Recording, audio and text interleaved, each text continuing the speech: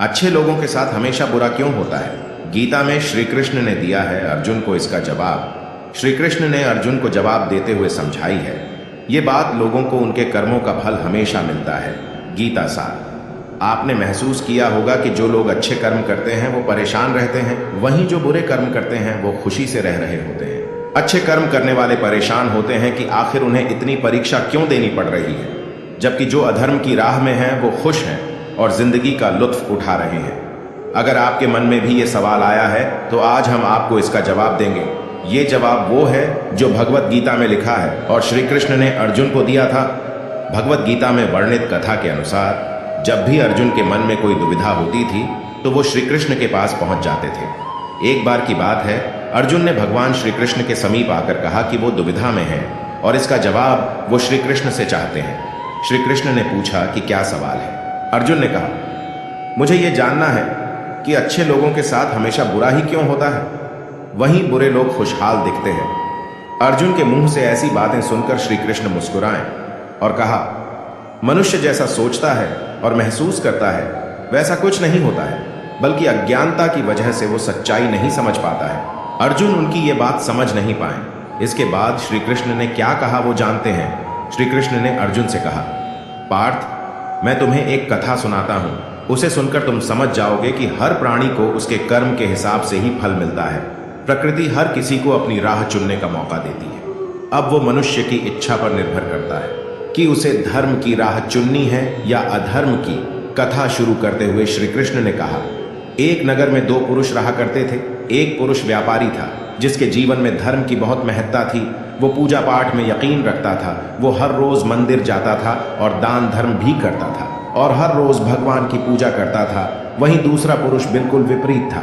वो हर रोज मंदिर तो जाता था लेकिन पूजा करने नहीं, बल्कि मंदिर के बाहर से जूते चप्पल चुराने। उसे दान और धर्म से कोई लेना देना नहीं था। समय बीतता गया और एक दिन बहुत जोर की बारिश हो रही थी। इस वजह से मंदिर में पुजारी के अलावा कोई नहीं था। ये बात जब दूसरे पुरुष को पता चली तो उसने कहा कि ये सही मौका है मंदिर का धन चुराने का। पंडित से नजर बचाकर उसने मंदिर का सारा धन चुरा लिया। उसी समय धर्म कर्म में विश्वास रखने वाला व्यक्ति भी मंदिर पहुंचा। दुर्भाग्य से मंदिर के पुजारी ने उसे ही चोर समझ लिया और चिल्लाने लगे। वहां लोग एकत्र हो गए और उसे बहुत मारा। किसी तरह वो बचते बचाते वहां से निकला तो दुर्भाग्य ने उसका साथ वहां भी नहीं छोड़ा। मंदिर के बाहर वो एक गाड़ी से टकरा गया और घायल हो गया।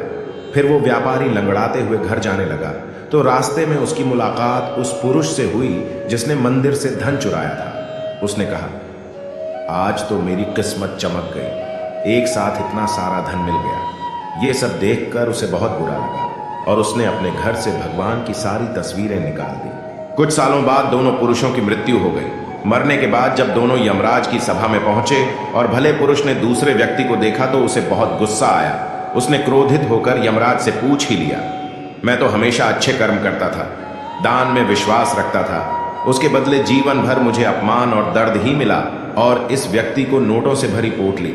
आखिर ऐसा भेदभाव क्यों? इस पर यमराज ने कहा, पुत्र, तुम गलत समझ रहे हो। जिस दिन तुम्हारी गाड़ी से टक्कर हुई थी वो दिन तुम्हारे जीवन का आखिरी दिन था, परंतु तुम्हारे अच्छे कर्मों की वजह से तुम्हारी मौत सिर्फ एक छोटी सी चोट में बदल गई। तुम इस दुष्ट व्यक्ति के बारे में जानना चाहते हो। दरअसल इसके भाग्य में राजयोग था, मगर इसके कुकर्मों और अधर्म की वजह से वो सिर्फ एक छोटी सी धन की पोटली में बदल गया।